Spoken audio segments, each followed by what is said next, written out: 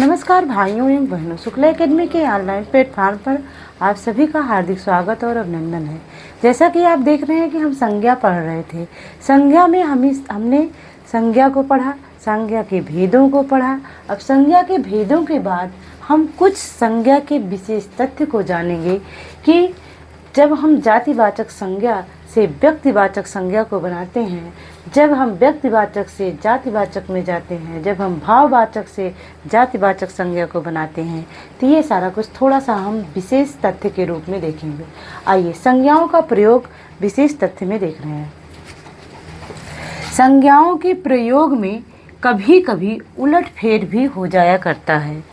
ठीक है, कहने का मतलब कभी कभी जातिवाचक संज्ञा से व्यक्तिवाचक का बोध होने लगता है और व्यक्तिवाचक से जातिवाचक का बोध होने लगता है और भाववाचक से जातिवाचक का बोध। कैसे, वही चीज़ हम देखेंगे। जातिवाचक संज्ञा से व्यक्तिवाचक संज्ञा, जैसे कभी कभी सामान्य शब्द विशिष्ट अर्थ देने लगता है, तब उसे जातिवाचक संज्ञा का व्यक्तिवाचक में रूपांतरण मानते हैं।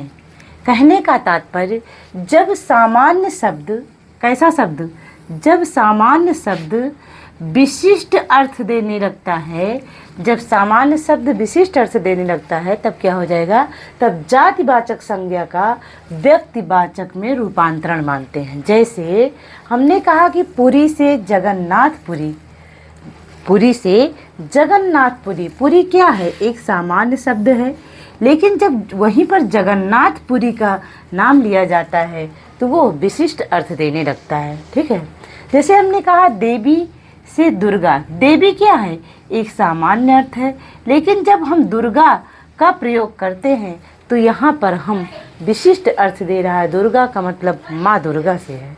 ठीक है, इसी प्रकार दाऊ, दाऊ एक सामान्य अर्थ है, लेकिन जब कृष्ण के भाई यानी बलराम की बात आती है तब क्या हो जाएगा, वो विशिष्ट अर्थ देने लगता है।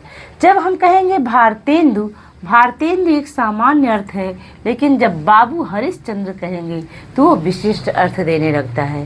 तो कहने का मतलब, जब सामान्य से विशिष्ट अर्थ की ओर जाते हैं हम, तब क्या हो जाएगा, वो वहाँ पर जातिवाचक संज्ञा से व्यक्तिवाचक संज्ञा का बोध हो रहा है। जैसे हमने कहा गोस्वामी, तो गोस्वामी क्या है, गोस्वामी तो एक सामान्य शब्द है, लेकिन जब हम वही तुलसीदास कहेंगे तो क्या हो जाएगा, तुलसीदास का जब बोध होता है तो वहाँ पर जातिवाचक से व्यक्तिवाचक संज्ञा जो है का बोध हो रहा है। कहने का मतलब, गोस्वामी जो है वो जातिवाचक संज्ञा है, लेकिन जब वही तुलसीदास हम कहेंगे तो वो व्यक्तिवाचक संज्ञा के रूप में बोध करा रहा है। इसलिए ये जातिवाचक संज्ञा व्यक्तिवाचक में कन्वर्ट हो जा रही है, या सामान्य अर्थ से विशिष्ट अर्थ जब देने लगे तब क्या हो जाएगा, वहाँ पर व्यक्तिवाचक संज्ञा में वो रूपांतरण हो जाता है। अब आगे हम देखेंगे कि व्यक्तिवाचक संज्ञा को जातिवाचक संज्ञा में कैसे रूपांतरण होता है। हमने कहा व्यक्तिवाचक संज्ञा, तो जातिवाचक संज्ञा कैसे बनाएंगे।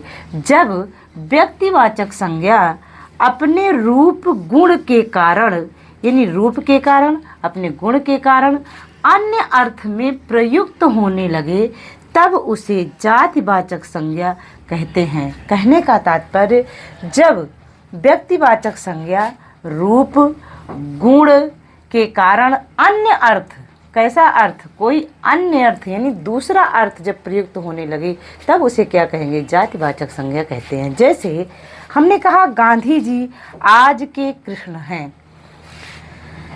गांधी जी, यहाँ पर गांधी जी शब्द जो है वो व्यक्तिवाचक संज्ञा है। गांधी क्या है, व्यक्तिवाचक संज्ञा है, लेकिन गांधी जी को कौन नहीं जानता, सब जानते हैं। तो गांधी क्या है, गांधी किसी व्यक्ति का नाम है। ठीक है, तो हम वो व्यक्तिवाचक संज्ञा गांधी है, तो अपने रूप गुण, लेकिन अपने गुण के कारण वो हो आज के कृष्ण कहे जा रहे हैं, इसलिए यहाँ पर रूपांतरण हो गया है, अर्थात ये जातिवाचक संज्ञा में प्रयुक्त हो गई है।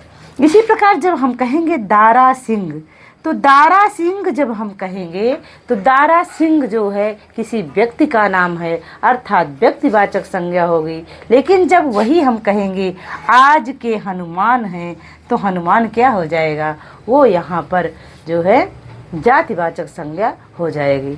जैसे हमने कहा तुम कलयुग के भीम हो, तो तुम क्या है, एक व्यक्तिवाचक संज्ञा है, किसी व्यक्ति को जो है संबोधित करके कहा जा रहा है, ठीक है। लेकिन कलयुग के भीम जब कहा जा रहा है तो क्या हो जा रहा है, यहाँ पर एक अपने गुण के कारण जो है, मतलब कि तुम कलयुग के भीम हो, ठीक है।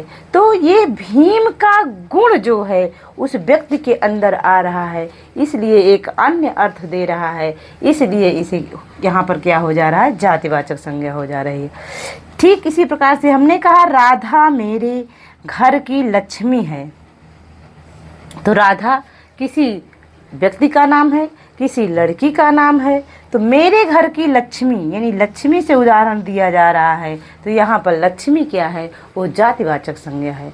अब भाववाचक संज्ञा से जातिवाचक संज्ञा का बोध कैसे हो रहा है, देखिए कभी कभी भाववाचक संज्ञा का प्रयोग जातिवाचक संज्ञा में होता है। जैसे ये सब कैसे अच्छे पहरावे हैं, पहरावे का अर्थ होता है वस्त्र से, ठीक है, वस्त्र से यहाँ पर हो रहा है, पहरावे का अर्थ वस्त्र से हो रहा है। तो जो भाववाचक संज्ञा का प्रयोग जो है जातिवाचक संज्ञा में हो रहा है, तो ये सब अच्छे पहरावे हैं। तो पहरावे शब्द जो है, वैसे तो आपके वस्त्र अच्छे लग रहे हैं जब हम कहेंगे तो वो भाववाचक संज्ञा हो जाएगी। लेकिन जब वही ये सब कैसे अच्छे पहरावे हैं कह रहे हैं, तो वो जातिवाचक संज्ञा हो जाएगी, ठीक है।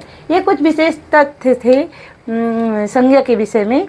आगे हम फिर देखेंगे कि लिंग क्या है, वचन क्या है। आगे बहुत सारे ऐसे टॉपिक हैं जो महत्वपूर्ण टॉपिक हैं परीक्षा के लिए, और बिल्कुल क्रम से हम चल रहे हैं, ठीक है। मिलते हैं अगली क्लास में, धन्यवाद।